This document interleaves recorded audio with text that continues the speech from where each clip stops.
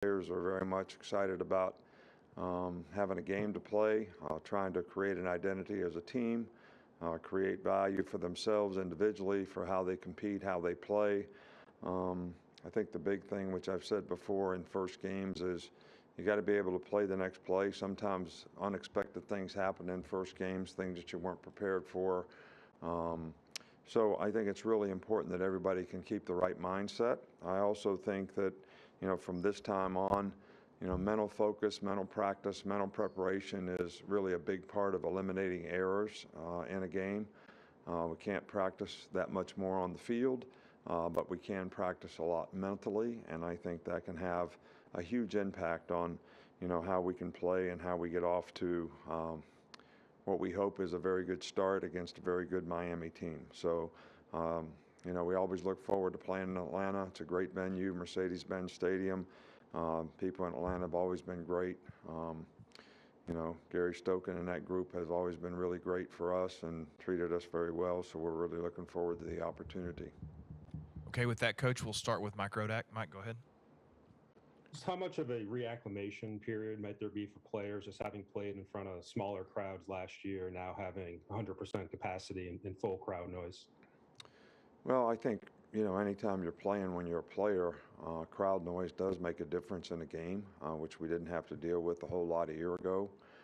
So a lot of the players that have played, last year, they'll have to get reacclimated to that. But I think being able to communicate with hand signals and not as much relying on verbal communication is always very important. I mean, we spent today, practicing that way with noise. We'll spend tomorrow practicing that way with noise. So I think there is, some adjustment that players have to make. It's something that they have to get used to, and we try to do that by simulating it in practice as much as we can. We'll go to Nick Kelly with Tuscaloosa. Nick, go ahead. You mentioned about a week ago that Jalen Armour-Davis is a little banged up. Where is he at right now health-wise? He's doing great. He's really good, 100%, no problem. Looking forward to playing. We will go to Charlie Potter. Charlie, go ahead. Hey, Coach. Just wanted to ask about what you thought about the job that Rhett Lashley's done at Miami as their offensive coordinator, and if you see any similarities in what they did last year to what he did when he was at Auburn. I think he's done an outstanding job. They're very productive on offense. They've got really good skilled players. They spread you out. They do some things that are, similar to Auburn, but I think their tempo is even greater than, what Auburn is in terms of how fast they play and how that can affect defensive players. And it's also a difficult preparation. And I think they are very well tied together in terms of, what they do in a running game as well as what they do in a passing game. So I have a lot of respect for, him as an offensive coach, and I think he's done an outstanding job with the players that he has at Miami. We'll go to Michael Casagrande.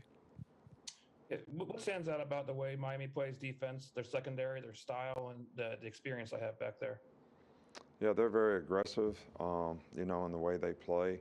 Run a lot of corner cats. They play a lot of clamp coverage. Not that I expect anybody to know what that is, but their corners can be very aggressive, and they play very aggressive in the back end. They play man-to-man, and they're very aggressive in their style on defense. And I think, that's contributed to their success in the past, and we're going to have to do a good job of executing against some of the pressure things that they do so that, we eliminate negative plays, which is what they're trying to create. We'll go to Cecil Hurt. Cecil? Coach, I know this isn't something you pay a lot of attention to, but your last three starting quarterbacks are all starting in the NFL this weekend, and just your thoughts. How does that happen, and what are your thoughts about those three guys? Well, I think all three of those guys did an outstanding job when they were here. Happy to see that they're getting an opportunity to play and start at the next level. I never really had any issue thinking that they would not have successful NFL careers. Now they have the opportunity to show, how successful they can be. They all worked hard They worked hard and made tremendous improvement while they were here. I think it's a reflection on some of the really good quarterback coaches that we've had here and some of the good offensive coordinators that we've had here to help them continue to develop as players.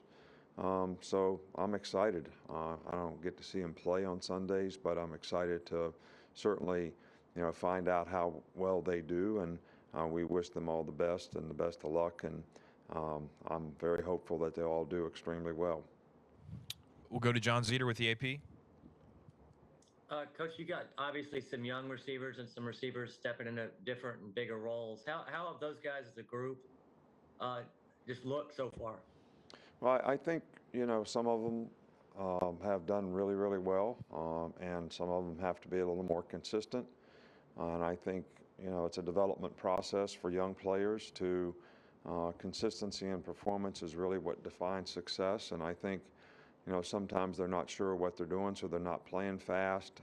Sometimes they get impatient and cut things short. But they also have showed that they have, a lot of upside in terms of their ability to make a really positive contribution to the team. So it's going to be a little bit of a work in progress. And I think with all these guys, you're going to see some very bright signs. And I think sometimes, there's going to be things that we can identify that we still need to work on to help their development. Okay, we got time for two more. We'll go back to Charlie. Yeah, Coach, just wanted to ask you about the long snapper position. You obviously had a consistent guy there with Thomas Fletcher moving on, but what have you liked from Nealon Hibbett? What have you seen from that guy? He's good. He does a good job. He's got good velocity on the ball. He's accurate. He's fairly athletic in coverage.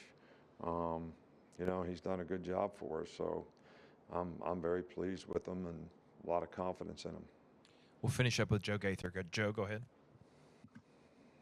Coach, Miami enters the game with probably the most experienced offensive line in the country returning from the past years. What do you emphasize to your defensive front heading into a game against a unit that's so experienced? Well, these guys are obviously a very good unit. We've got some returning guys up front too.